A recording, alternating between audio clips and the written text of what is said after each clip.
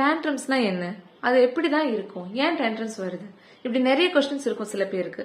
Emotional outbursts, meltdown, crying, yelling, kicking, screaming, இதெல்லாம் ஒரு விதமான டேண்ட்ரம்ஸ். ஏன் டேண்ட்ரம்ஸ் வருது? Number 1, lack of attention. கவனிச்சு பாருங்க, நம்ம எப்பவும் நெகட்டிவ் பிஹேவியருக்கு தான் அட்டென்ஷன் கொடுப்போமே தவிர பாசிட்டிவ் பிஹேவியர் பெருசா கண்டுக்க மாட்டோம். எக்ஸாம்பிள், உங்க குழந்தை சோஃபால இருந்து ஜம்ப் பண்றாங்கன்னா நம்ம உடனே அந்த பிஹேவியருக்கு அட்டென்ஷன் கொடுப்போம். இதுவே சமத்தா உட்காந்து டிராயிங் பண்றாங்க இல்ல வேற ஏதாவது பண்றாங்கன்னா நம்ம அதை கண்டுக்கவே மாட்டோம். கரெக்டா? So we give importance to negative behaviour. So அது இன்க்ரீஸ் தான் ஆகும். Number 2, respect. நம்ம அவங்கள எப்பவாவது ரெஸ்பெக்ட் பண்றோமா? எக்ஸாம்பிள், நம்ம எப்படி அவங்க கிட்ட பேசுறோம், டோன், வேர்ட்ஸ், இது எல்லாமே முக்கியமான விஷயம். நம்ம எப்பவாவது மத்தவங்க கிட்ட குழந்தைங்க கிட்ட பேசுற மாதிரி பேசுவோமா? கிடையாது இல்லையா? திங்க் பண்ணி பாருங்க. Number 3, connection.